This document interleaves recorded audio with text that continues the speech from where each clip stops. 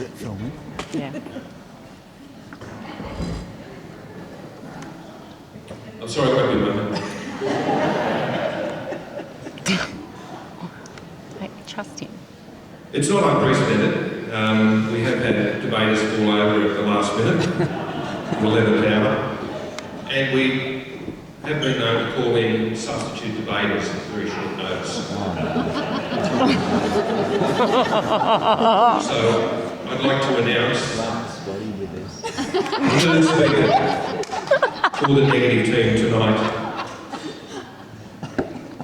is former Australian Prime Minister Mr. John Howard. Please stand. Please stand.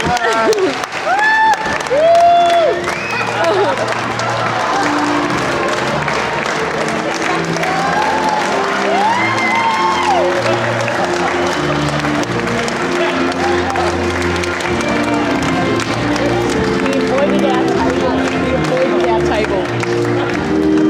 Yeah. He even spray painted his hair. I got a can. Wait, at what time did he leave the study? I didn't see Mr. Let's look at our phones out now. The lights on.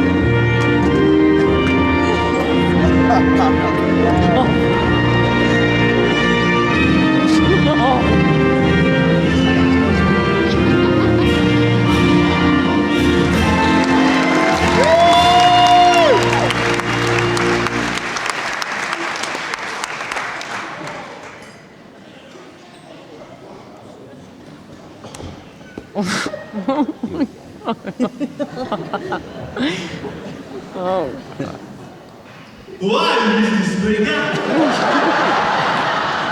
Greetings of the opposition, my fellow Australians. What an absolute privilege it is for my wife Jeanette and I to be here this evening for such a wonderful occasion.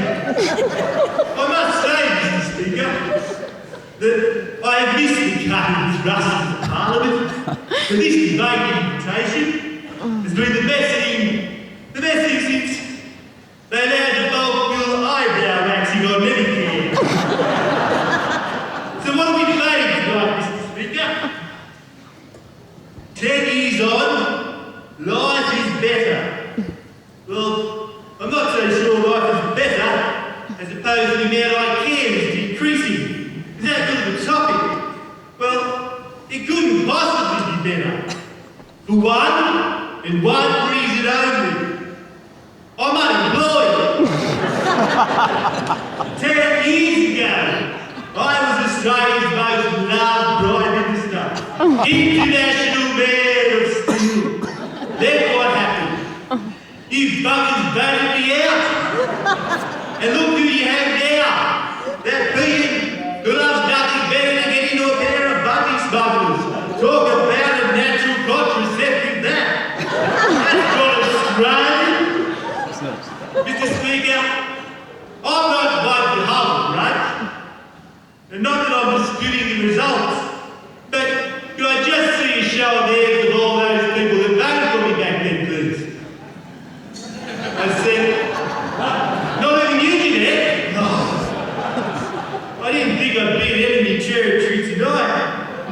Jeanette, can you just get the names of those people that didn't put their hands up? In fact, just get the entire guest list. I expected a bit more support from you, Mr. Mayor. After all those tenfold brain bottles I sent you all right.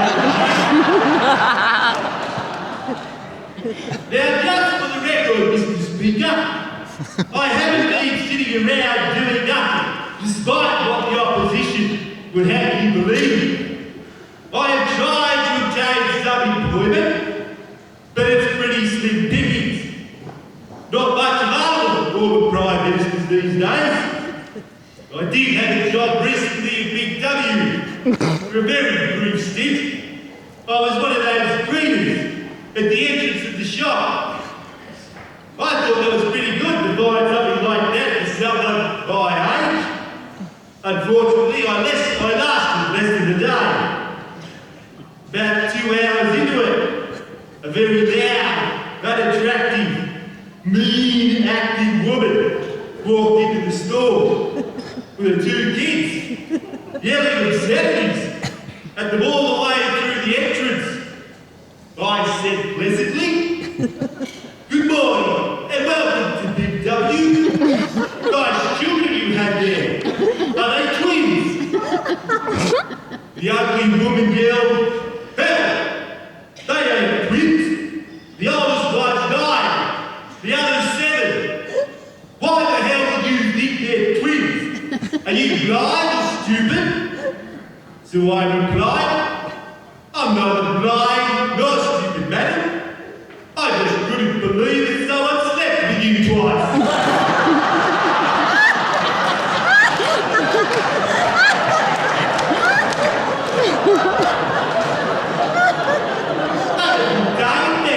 Shopping at BW.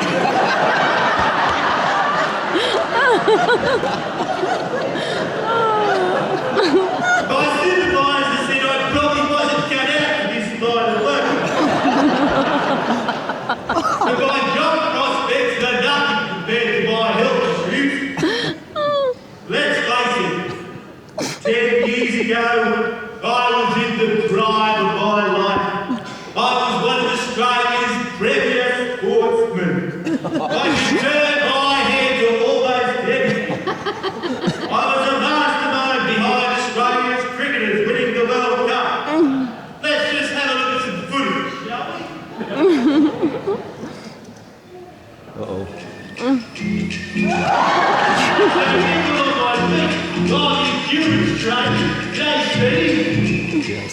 Well, 3-4 up. But under the box. I'll just try some text. Too much text in that ball.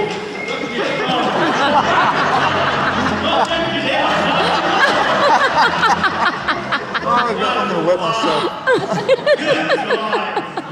Good times. Men at 25 played football and basketball. Oh, man. Men at 40 played tennis. And men at 60 played golf. Have you ever noticed that as men get older, their balls get smaller?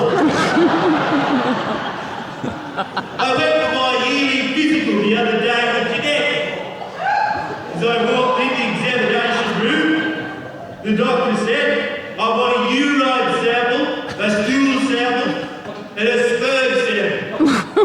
Now my hearing isn't what it used to be. I had to ask Jeanette, "What did he say?" Jeanette looked at me and said, "He wants your underwear."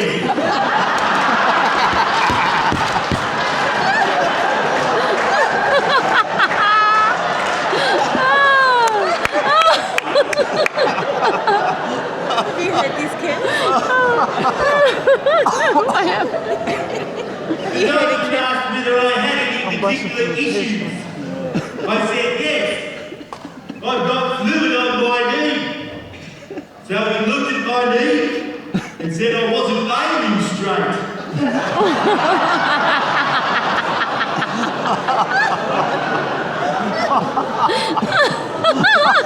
When I finished, I had to go down to the room to get dressed. Jeanette, she asked the doctor whether there could be anything to be done to increase my sex drive. We haven't done it in 10 years. The doctor asked, "Has John tried Viagra?" Jeanette frowned and said, "Doctor, I can't get him to take Panadol when he has a headache." The doctor said, "What you do, you crush the Viagra into a powder. When you're getting into coffee, stir it in. He won't notice the thing." 2 days later at breakfast, when I wasn't looking, she put the Viagra in my coffee. Porridge. At first, there was nothing. Then suddenly, I was overflowing with testosterone. I got up, I ripped off my clothes, and we did it then and there on the table. Jeanette said it was the best she's ever had. The only problem was that we're now being banned from McDonald's for the rest of our lives.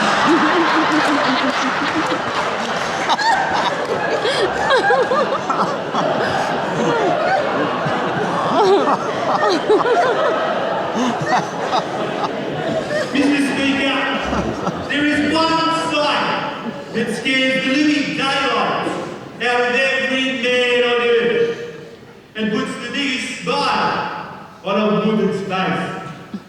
Ah, yes, sir, you know what I'm talking about. No, it's not that man. Where's he going? The on. The on. It has to be the on. Oh no. Proctologist. That wasn't happening 10 years ago. Last month, I had to go to Canberra for a function before the Prime Minister. Gough Whitman, Malcolm Fraser and I were having a chat. Gough said, "This getting old is no fun.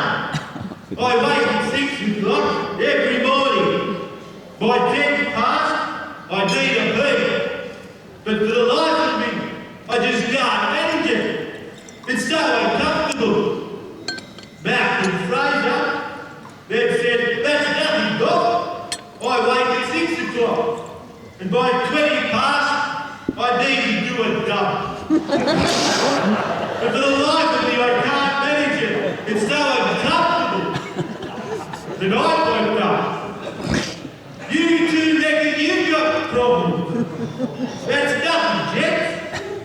I go for a week at 10 past 6 and the shit at 20 past 6 every morning without fail."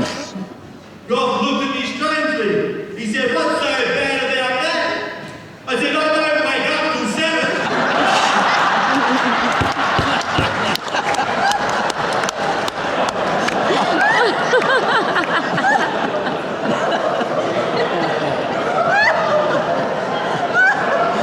I'm sorry.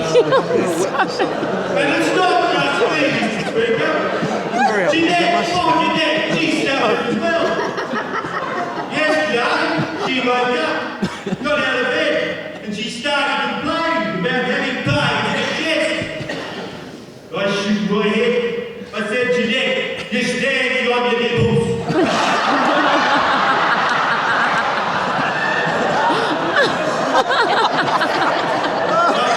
She should get some support for those things. People are going to make a mistake for nuts. Mr. Speaker, she hadn't been feeling bad about her body lately. So bad she decided to take an aerobics class for seniors.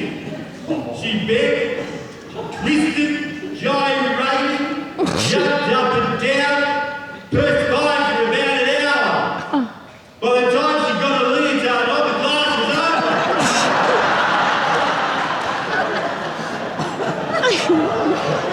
Just last week, she spent 7 hours at the beauty salon. That was just to get the quote.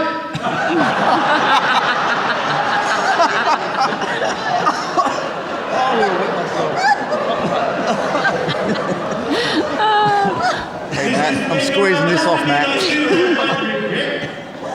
should have passed a bill in Parliament before I left that place that put all the elderly in prison. Let's face it, at prison, you get a shower every day, video surveillance, basic problems, 3 square meals, free Wi-Fi, TV, gym, doctors on site, free medication if you need it. Then you can put all those criminals in nursing homes.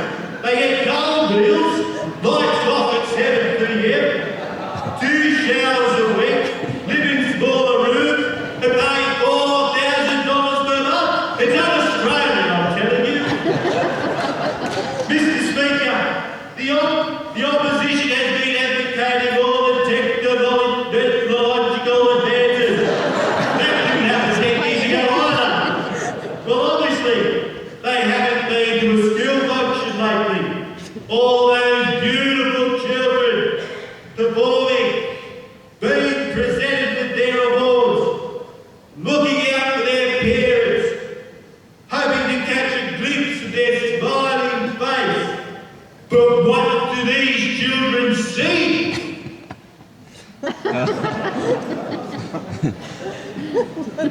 Oh, God. They see an audience looking like this. Oh, that is so good.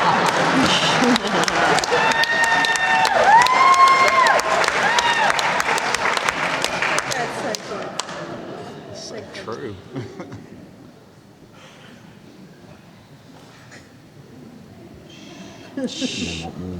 Oh, did they? It feels like those children are under a witness protection program. The opposition has always argued that technology will replace paper. Well, obviously they've never tried wiping their butt with an iPad.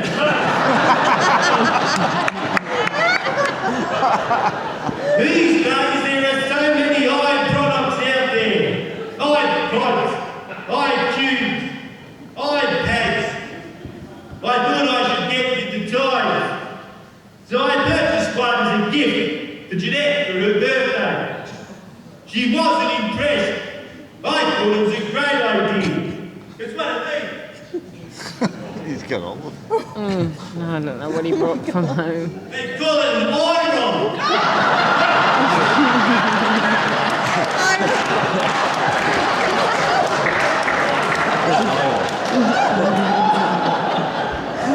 Social media, Mr. Speaker.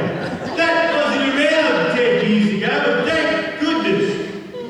Recently, we had Aaron Carden's younger brother Todd with his bum incident. Breathing into his mouth. How distasteful was that? Shame, Aaron, shame.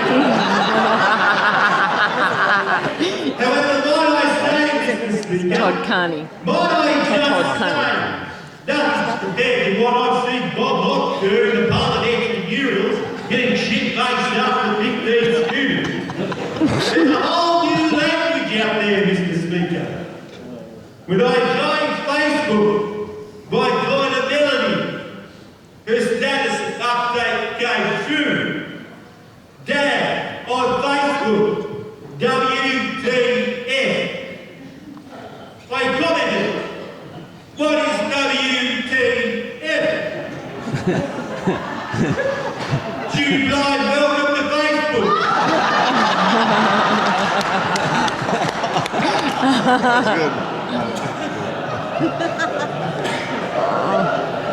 But it's not just Facebook, Mr. Speaker, that causes issues. I got home the other night from the library. When I walked in the door, Jeanette said to me, from the lot. Google Maps says it should take 9 minutes from the library to home. You took 13. Who is she? Who is she? There is this younger generation, Mr. Speaker, Generation Y. They have joined the workforce in the last 10 years. And why do they call it Generation Y? Well, that's easy. Why should I get a job? Why should I leave home and buy my own place? Why should I get a car when I can borrow yours? You've heard of the generation gap. I worked it out the other day, Mr. Speaker. I'll show you. And dancing just carefully.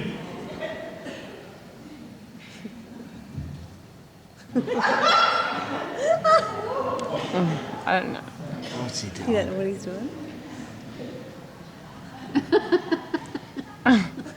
It's very simple, ladies and gentlemen. The generational gap.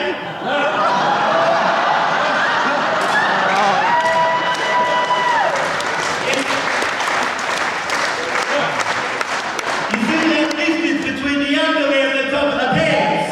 That's the generational gap. Yep, you paid $75 to see that. Bloody well spent, Aaron. Young people have no respect for their elders. They forget we graduated without Google, Wikipedia. Last month, my children and I were sitting in the lounge room talking about death.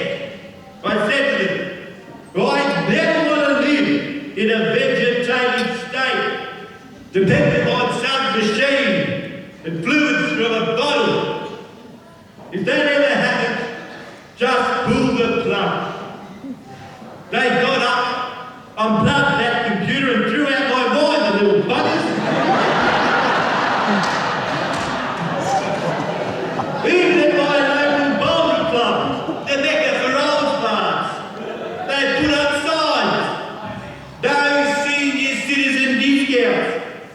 You've had twice as long to get the money. How disrespectful, it's un-Australian. Now I'm 75 years old, and statistics show that at my age, there are 5 women to every man. Isn't that an ironic time for a man to get those odds?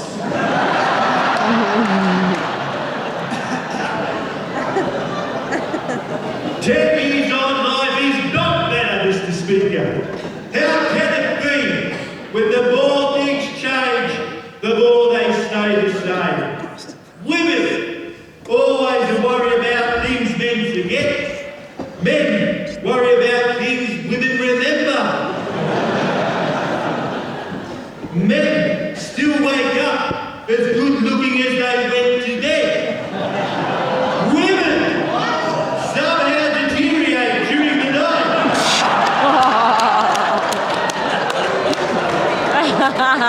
Not you, Jeanette, not you. What did he say? Not And a Jeanette. married man still needs to forget his mistakes. After all, Is he wearing there's no use debate two tonight, people Kes? remembering the same thing as them. Now, before I finish this, because it's been a while since I've had an audience, if I can just take the occasion to get a group selfie if I could. What? Selfie. Selfie. Has he got a Polaroid? Gabs. Is it? I don't know what he's brought. I know his phone.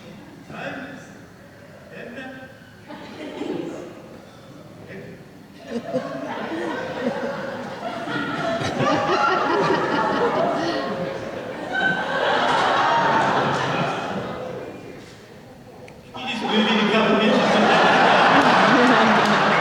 You just move in a couple of inches out of the way. Could you wake up that woman back at the table? It's too much like a Liberal Party convention otherwise.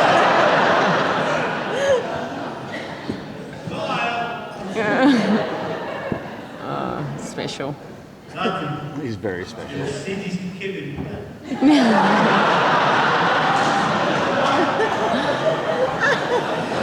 Kevin. Hi, Kevin. 07? Go. This is Johnny 14.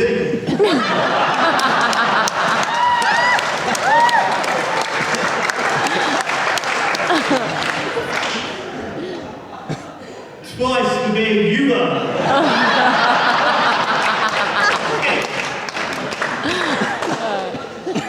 Now, what would a debate be without that?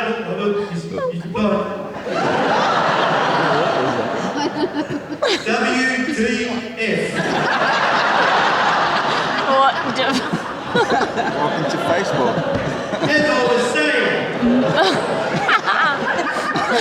what would a debate be without the word? Let's have a look at some results, shall we? The word. Here we go, up we go. No, down.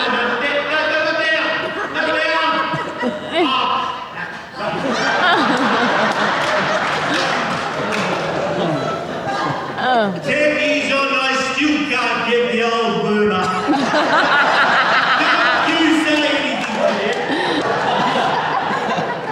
This, my fellow Australians, is proof that 10 years on, life is not better. Thank you.